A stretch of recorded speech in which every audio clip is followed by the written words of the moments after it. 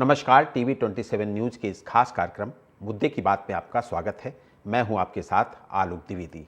आज हम बात करेंगे दिल्ली में हुए विधानसभा चुनाव के बाद राष्ट्रीय स्तर पर कांग्रेस, इंडिया गठबंधन और बीजेपी की राजनीति में देखे जा रहे बदलावों की। दिल्ली के रण में सबने देखा कि इंडिया गठबंधन दो हिस्सों में बटा हुआ था।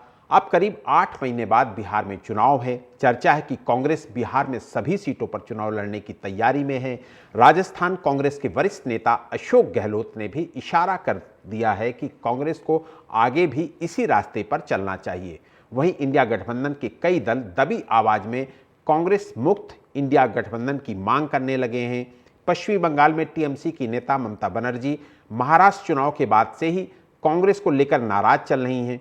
अब दिल्ली चुनाव के बाद तो उन्होंने खुलकर कह दिया है कि बंगाल में कांग्रेस का कुछ नहीं है। टीएमसी बंगाल में अकेले चुनाव लड़ेगी जम्मू कश्मीर से। उमर अब्दुल्ला भी गठबंधन में कांग्रेस के रवैये से नाराज हैं। उन्होंने तो गठबंधन को खत्म कर देने तक की बात कह डाली है। यूपी के अखिलेश यादव ने भी खुलेआम केजरीवाल का समर्थन कर अपना इरादा जता दिया था। सवाल यह है कि उत्तर भारत में लगातार हारने के बाद क्या कांग्रेस का केंद्रीय नेतृत्व गठबंधन के दलों को कोई निर्देश दे पाएगा? इस वर्ष बिहार और अगले साल केरल और तमिलनाडु में चुनाव है। ऐसे में सवाल ये उठता है कि क्या अब रीजनल पार्टियां सीट शेयरिंग को लेकर कांग्रेस के प्रति नरमी बरतेंगी? दूसरा सबसे बड़ा सवाल यह है कि अगर कांग्रेस मुक्त गठबंधन होता है तो इसका नेतृत्व कौन करेगा? ममता बनर्जी, अखिलेश यादव या फिर कोई और?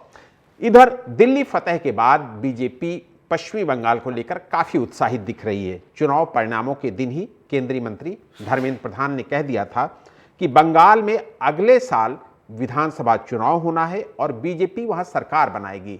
2014 से बीजेपी बंगाल में नजरें गड़ाए बैठी है। ममता बनर्जी भी अपने स्तर पर अलर्ट हो गई हैं। ऐसे में मुद्दे की बात यह है कि क्या दिल्ली चुनाव के बाद कांग्रेस अलग रास्ते पर चल पड़ी है? क्या इंडिया गठबंधन अब कांग्रेस मुक्त हो जाएगा? क्या गठबंधन से अलग होकर कांग्रेस अपना वजूद बचा पाएगी? क्या बीजेपी का आत्मविश्वास राज्यों के चुनाव में रंग दिखलाएगा? क्या इंडिया गठबंधन की अगली नेता ममता बनर्जी होंगी या फिर कोई और? तो हमारे साथ इस चर्चा में शामिल होने के लिए बीजेपी प्रवक्ता नवरत्न गुप्ता, कांग्रेस प्रवक्ता आशीष सैनी और वरिष्ठ पत्रकार डॉक्टर मनीष शुक्ला जुड़ चुके हैं। आप तीनों मेहमानों का बहुत बहुत स्वागत करूंगा। और आशीष सैनी जी, आपसे ही पहला सवाल। टीएमसी नेता ममता बनर्जी वो कहती हैं कि मुझे नेतृत्व करने में कोई दिक्कत नहीं। अखिलेश यादव सवाल उठा चुके हैं, शरद पवार सवाल उठा चुके हैं, इंडिया गठबंधन की लीडरशिप कांग्रेस क्यों करे? ये तमाम सारे सवाल आपके ही सहयोगी दल उठा चुके हैं। ऐसे में क्या है इंडिया गठबंधन का भविष्य? देखिए, इंडिया गठबंधन का भविष्य बिल्कुल सुरक्षित है, उसमें कोई लाग लपेट नहीं है। यदि सहयोगी दल कांग्रेस के किसी स्टैंड से आपत्ति रखते हैं तो निश्चित रूप से वो गलत है।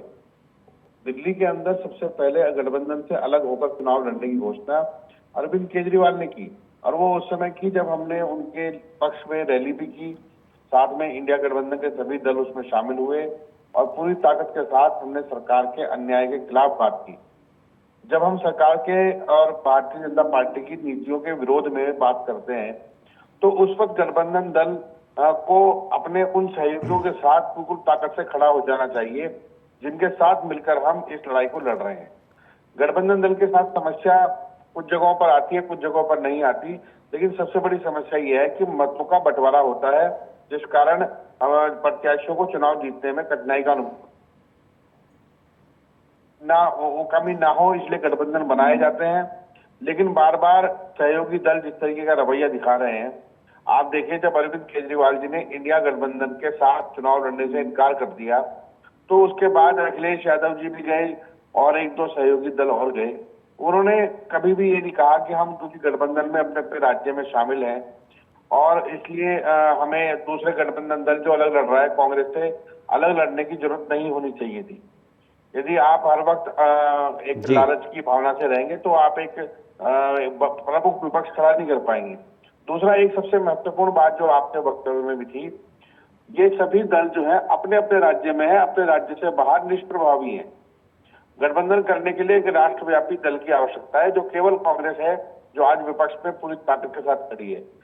अगर हम पर अगर विपक्षी दलों पर फाइलों का सीबीआई ईडी की जांच का दबाव है, तो कांग्रेस पर ऐसा कोई दबाव नहीं है। कांग्रेस हर ऐसे तानाशाही दबाव को कुचलने का और उनके मुकाबला करने की ताकत रखती है। जी जी विपक्षी जी, दलों की स्थिति आप जान सकते हैं। ठीक ठीक है आशीष भाई। नवरत्न गुप्ता जी, अभी तक तो आप लोग ही कांग्रेस मुक्त भारत का सपना देखते थे, लेकिन अब विपक्षी दल भी कांग्रेस मुक्त इंडिया गठबंधन का सपना देखने लगे हैं। लेकिन इस पे एक चीज़ बहुत इंपॉर्टेंट ये है कि जो सर्वे हैं वो सर्वे बताते हैं कि देश के लोग मुख्य विपक्षी दल के रूप में कांग्रेस को ही देखना चाहते हैं। आलोक जी, जिस प्रकार अभी आपने बताया, देश के लोग कांग्रेस को देखना चाहते हैं। कांग्रेस को मुख्य विपक्षी दल के रूप में देश के लोग कांग्रेस को देखना चाहते हैं, मुख्य विपक्षी दल के रूप में। मैं आपको वही बता रहा हूँ कि मुख्य विपक्षी दल के रूप में देखना चाहेंगे वो तब जब जाकर के इनके नेता राहुल गांधी नहीं रहेंगे कांग्रेस के अंदर में। वो कांग्रेस खुद उनको अपना नेता नहीं मानती, तो दूसरे जो दल है वो राहुल गांधी को क्या नेता मानेंगे। रही बात बिहार की, तो बिहार में इस समय जैसे आपने दिल्ली में देखा कि ये सब लोग, इंडिया गठबंधन वाले लोग सब कुकुरमुर्ग की तरह है, सब इधर उधर भागते जा रहे हैं। हर किसी को अपनी अपनी राजनीतिक रोटियां देखनी है, अपनी अपनी राजनीतिक रोटियां सेकने के आधार पर वो अपनी खोई हुई जमीन तलाशने के लिए लगे हुए हैं। भारतीय जनता पार्टी शुरू से ही अपना एक बहुत बड़ा संगठन के नाते उन्होंने काम किया। हम लोगों को कोई आश्चर्य नहीं होगा, हमने 2 सीटों से अपनी जीत को अंजाम दिया था और उस समय आके हमारे तत्कालीन प्रधानमंत्री आदरणीय स्वर्गीय श्री अटल बिहारी वाजपेयी जी ने बोला था कि ये जो हमारा एक जो बीज है, ये एक बार वट वृक्ष के रूप में उभर के आएगा। तो वो वट वृक्ष आज की डेट में नरेंद्र मोदी जी के नेतृत्व में भारतीय जनता पार्टी को अपना सर्वस्व मान चुका है। और रही बात इनके कांग्रेस के खुद के नेताओं को, तो वो राहुल गांधी को अपना नेता नहीं मानते। ममता बनर्जी राहुल गांधी को नेता नहीं मानती, अरविंद केजरीवाल राहुल गांधी को नेता नहीं मानते। वो केजरीवाल ने सिर्फ लोकसभा चुनाव के अंदर मोदी जी को हराने के लिए दिल्ली के अंदर में अपनी 4 दिन की एक रणनीति के तहत उन्होंने एक अपनी सीटों का बंटवारा किया। विधानसभा के अंदर इन्होंने राहुल गांधी को नेता नहीं माना, राहुल गांधी इनकी सीट पर चुनाव प्रचार करने नहीं गए। तो ये खुद से ही मान चुके हैं कि ये चुनाव अब राहुल गांधी के नेतृत्व में इन लोगों को लड़ने में एक कठिनाई हो रही है। क्यों? क्योंकि ये लोग उसको अपना नेता नहीं मानते। जी जी, ठीक है। डॉक्टर मनीष, बार बार विपक्ष का आरोप रहता है कि इंडिया गठबंधन में तोड़फोड़ के लिए बीजेपी दोषी है, तो मैं आपसे वही पूछना चाहूँगा कि इंडिया गठबंधन के भीतर की राजनीति क्या बीजेपी सुलगा रही है, या फिर राहुल गांधी के नेतृत्व में इंडिया गठबंधन कई सियासी मौके चूक गया, इसकी वजह से ये आवाज़ उठ रही है कि कांग्रेस की लीडरशिप इसमें नहीं होनी चाहिए, कांग्रेस नेताओं की लीडरशिप नहीं होनी चाहिए? बिल्कुल आलोक जी, जैसा आप कह रहे हैं, तो पिछले 10 सालों में ये दिखा है। और हमें पूरी अगर कांग्रेस की वर्तमान स्थिति समझनी है तो हमें 90 के दौर पे जाना पड़ेगा। गठबंधन की राजनीति जहां शुरू हुई वहां पे देखना पड़ेगा। वो समय था जब 1989 से राम मंदिर आंदोलन शुरू हुआ था, जब भाजपा का उभार शुरू हुआ और कांग्रेस में जो है गिरावट शुरू की। तो गठबंधन की राजनीति कांग्रेस ने शुरू की। विश्वनाथ प्रताप सिंह के बाद में जो पहली कांग्रेस की सरकार गठबंधन की बनी, उसमें ये जो पीवी नरसिम्हा राव थे और सारे जो विपक्षी दल जो आज के रूप में तैयार हुए हैं, इस तरह का बिहार में जो है राजद का उदय हुआ, उत्तर प्रदेश में समाजवादी पार्टी का उदय हुआ, झारखंड में आपने देखा, तो निश्चित रूप से वहां पर कांग्रेस ने इन सरकारों को खड़ा करने का एक काम किया। और उसके बाद में एक स्थिति ये आ गई कि बिहार में राजद के लोग जो है वो सीधे कांग्रेस को डिक्टेट करने लगे। आज की तारीख में आप ये देखिए कि 70 सीटें अगर कांग्रेस को पिछले चुनाव में मिली और वो 19 सीटें जीत रही है, तो उसके बाद में जो क्षेत्रीय जो छत्रप है वो अपने आप में उनका वर्चस्व हो गया है। वो कांग्रेस को अगर आगे बढ़ना है तो कांग्रेस को पहले पूरी तरह से लड़ाई लड़नी पड़ेगी। तो उनका वोट बैंक लेकर गए। भाजपा कांग्रेस से वोट बैंक जो है बिल्कुल अलग अलग है, लेकिन छत्रप और कांग्रेस का वोट बैंक एक है। कांग्रेस को अगर लड़ना है, कांग्रेस को आगे बढ़ना है, तो उसको दीर्घकालीन रणनीति बनानी पड़ेगी, तभी वो सत्ता में दोबारा वापसी का रास्ता बना पाएगी। जी बिल्कुल ठीक है। आशीष सैनी जी, आपकी जो सहयोगी रीजनल पार्टियां हैं, यानी कि इंडिया गठबंधन के जो घटक दल हैं, वो हमेशा आप पर यही आरोप लगाते हैं कि आप लोग राष्ट्रीय राजनीति में रीजनल पार्टियों को स्पेस नहीं देते हैं, जिसकी वजह से तारतम्य बैठ ही नहीं पाता है और ये बिखराव की स्थितियां शुरू हो जाती हैं। देखिए, जब राष्ट्रीय स्तर पर कोई बात की जाती है, राजनीति की बात की जाती है, तो कांग्रेस ने हमेशा अपना दिल खोलकर रखा और सबको बराबरी का सम्मान देने की कोशिश की, और अभी भी कर रही है और आगे भी करती रहेगी। लेकिन समस्या कुछ रीजनल पार्टीज के कुछ नेताओं के साथ है। जब हम राज्यों के चुनाव की बात करते हैं तो वो कांग्रेस को हिस्सेदार बनाने के लिए तैयारी में कहीं ना कहीं अपने थोड़ा सा संकोच करती है, तभी समस्या आ सकती है। लेकिन ये तय है, आज के दिन में ये तय है कि कांग्रेस बीजेपी का मुकाबला अंतर्राष्ट्रीय मुद्दों पर, राष्ट्रीय मुद्दों पर, क्षेत्रीय मुद्दों पर, हर मुद्दे पर करने का काम करेगी, और कांग्रेस निश्चित रूप से एक मजबूत विपक्ष देने का काम कर रही है। तो ये तो कांग्रेस की मजबूती है कि कांग्रेस अपनी विचारधारा पर, अपने सिद्धांत पर बिल्कुल टिकी हुई है। इसलिए आज हम पूरी ताकत के साथ इनकी तानाशाही का और इनके दुष्प्रचार का मुकाबला कर पाने की स्थिति में है। आज सहयोगी दलों की भी जिम्मेदारी है कि संविधान और लोकतंत्र की रक्षा के लिए कांग्रेस के साथ कंधे से कंधे मिलाकर खड़ा हो। जो साथ खड़े होंगे वो साथ रहेंगे, जो दबाव में, सीबीआई और ईडी के दबाव में आकर यदि अपनी राजनीति तय करेंगे तो हम उन पर दबाव नहीं दे रहे हैं, इसके लिए विकल्प खुले हैं। लेकिन कांग्रेस ने दिल खोलकर स्वागत किया है और दिल खोलकर लड़ाई लड़ी है, और आज भी पूरी ताकत से लड़ेंगे। सिद्धांतों समझौता नहीं होगा, यही जो विषय है, यही लोगों में और जनता में हमें इस मामले में उनके मत का अधिकारी बनाता है, क्योंकि हम उनकी आवाज को लगातार उठाने का काम कर रहे हैं और लगातार उठाने का काम करेंगे। किसी दबाव में हम आने वाले नहीं हैं। जी ठीक है। नवरत्न गुप्ता जी, 2014 से आप कांग्रेस मुक्त भारत का सपना देख रहे हैं, लेकिन आपको लगता नहीं कि कांग्रेस तो और मजबूत हो गई? अब तो 99 सीटें हो गई, इस बार उनकी नेता प्रतिपक्ष भी उनका हो गया। 2 बार से नहीं मिल पा रहा था नेता प्रतिपक्ष, यानी कि लोकसभा में एलओपी नहीं मिल पा रहा था, अब तो नेता प्रतिपक्ष भी हो गया, कांग्रेस भी मजबूत हो गई, यानी कि आपके सपने कहीं ना कहीं कमजोर हुए। आलोक जी, हमारे सपने कमजोर हुए। ये राजनीतिक लड़ाइयां आज हमेशा चलती रही। आप देखिए, जिस प्रकार हमने हर स्टेट में हमारी सरकार, एक समय था कि हमें अपने भारत के लक्ष्य के ऊपर में भगवा कलर देखने के लिए तरसना पड़ता था, एक नजरें गड़ा के देखनी पड़ती थी। आदरणीय नरेंद्र मोदी जी के नेतृत्व में अब हम भारत में 29 प्रदेशों में से लगभग कई महत्वपूर्ण प्रदेशों में भारतीय जनता पार्टी की सरकार और बाकी प्रदेशों में भारतीय जनता पार्टी की सहयोगियों के साथ मिलकर के सरकारें चल रही है। रही बात लोकसभा की बात जो आपने कही कि अभी 99 सीटों पर ये कांग्रेस चल रही है, ये 99 ये धोखा, मैंने आपको पहले भी बताया था, ये धोखा अगर पार नहीं कर पाएंगे। ये निश्चित ही कभी कभी होता है कि कुछ चीजें हमारे अंदर में लोकसभा चुनाव में 2024 में हमारे साथ शायद उत्तर प्रदेश की जनता के लिए हमको जो हमने एक अपनी सीटों के हिसाब से देखा था, वहां पर हमारी कुछ सीटें कम रही।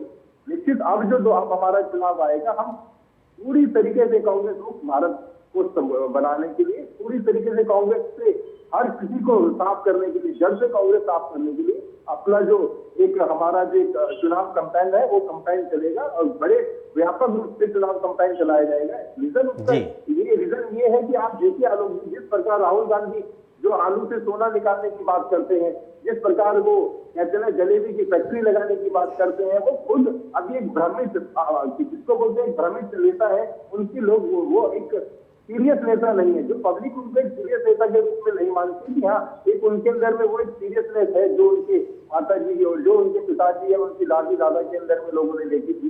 वो कहीं ना कहीं अभी उस चीज से एक छुपे हुए घूम रहे हैं कि एक छुपे से नजर आते हैं, जो जलेबी से सोना निकालते हैं, जो आलू से सोने की फैक्ट्री लगाते हैं, वो उस तरीके से ऐसे एक कहते हैं ना मैच्योरनेस जो उनके अंदर नहीं झलकती है। और देश का एक नेतृत्व करने के लिए, एक भारत को जो एक पूरे विश्व के पटल पर एक बड़े व्यापक रूप से दिखाने के लिए जो नरेंद्र मोदी जी ने काम किया या जो भारतीय जनता पार्टी की सरकार ने काम किया, वो एक बहुत व्यापक काम है और उस काम की लोग सराहना करते हैं। इस नाते आगे आने वाले चुनाव में हम जैसे अभी दिल्ली के अंदर में कांग्रेस को 0 से हमने बढ़ने नहीं दिया, आगे भी इसी प्रकार हम कांग्रेस को बढ़ने नहीं देंगे। जी ठीक है। डॉक्टर मनीष, एक ऐसा नेशनल अलायंस इंडिया गठबंधन है जिसमें लोकसभा में तो मिलकर सारे दल चुनाव लड़ते हैं, लेकिन जब राज्यों के चुनाव होते हैं तो वही दल एक दूसरे के दुश्मन हो जाते हैं, एक दूसरे के खिलाफ चुनाव लड़ते हैं। ऐसे में कितना बड़ा कंफ्यूजन, आप देखिए नेताओं में तो कंफ्यूजन है ही, वर्कर्स में कितना बड़ा कंफ्यूजन होता है कि हम इनको वोट दें कि इनको वोट दें। बिल्कुल आलोक जी, आप ये देखिए उत्तर प्रदेश का ही आप हाल देखिए, जहां तक कांग्रेस के परिपेक्ष से देखा जाए तो कांग्रेस दोनों ही स्थितियों में एक नुकसान की स्थिति में होती है। अगर वो गठबंधन के साथ मिलकर चुनाव लड़ती है तब भी उसका परफॉर्मेंस जो है लो लेवल में ही होता है, और अगर मिलकर नहीं लड़ती है तब भी उसको नुकसान उठाना पड़ता है। समाजवादी पार्टी जो है उत्तर प्रदेश में आप देखिए, जब चुनाव हो चाहे उससे पहले के चुनाव हो, लगातार उसने जो है अच्छा परफॉर्मेंस किया, लेकिन वही कांग्रेस का परफॉर्मेंस जो था वो नीचे लगातार गिरता चला गया। पिछले लोकसभा चुनाव में अगर कांग्रेस लड़ी अकेले तो उसका देखिए थोड़ा बहुत अच्छा रिजल्ट किया, वो परसेंटेज भी बढ़ा, सीटों की संख्या भी बढ़ी।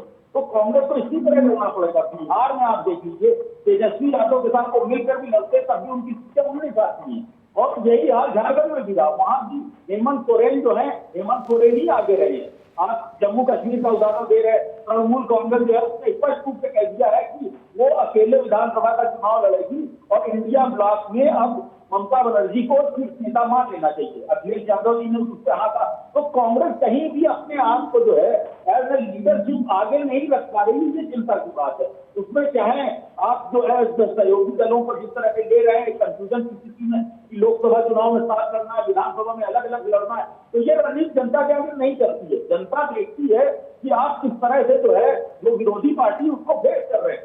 जब तक आक्रामक रणनीति नहीं होगी, जो जमीनी स्तर पर संगठन नहीं होगा और सीधे सीधे विरोध करने की राजनीति नहीं होगी, उस समय तक ये गठबंधन की स्थिति ऐसी रहेगी। और मुझे नहीं लगता कि आज की तारीख में इंडिया ब्लॉक इस स्थिति में भी है कि कहीं भी भाजपा को चुनौती दे सके। भाजपा में आप देखिए, भाजपा 80% जो है वो अपने आप में बिल्कुल एक मजबूत स्थिति में है। मोदी जी का कोई विकल्प नहीं है। जो उनके जो घटक दल हैं, चाहे वो आप बिहार में देख लीजिए जगन्नाथ मांझी हो या चिराग पासवान हो या उसके बाद में कुशवाहा जी हो, सब उनके पीछे हैं। और यहाँ पर क्या है, कांग्रेस पीछे है, अब वो तेजस्वी यादव आ गए। तो ये रणनीति जो है ये कहीं ना कहीं कांग्रेस को लगातार नुकसान पहुंचा रही है, और ये कांग्रेस के थिंक टैंक को भी सोचना चाहिए। जी बिल्कुल ठीक है।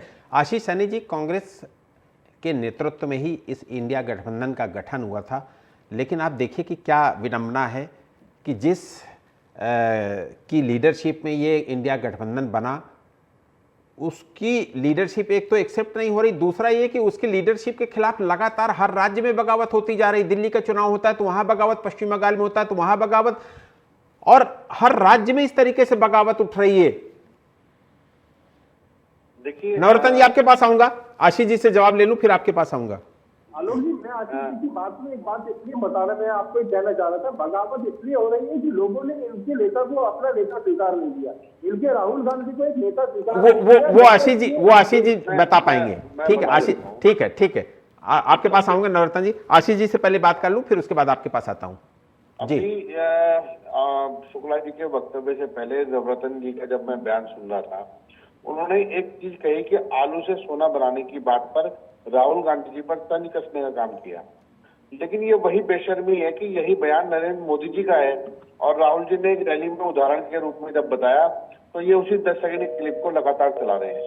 ये एक झूठ का जो प्रपंच भारतीय जनता पार्टी चुनाव आयोग के सहारे से, अपने IT सेल के सहारे से, ED CBI इन सब के सहारे से, और साथ में जिस बेशर्मी के साथ ये लोग देश की राजनीति को कलंकित कर रहे हैं।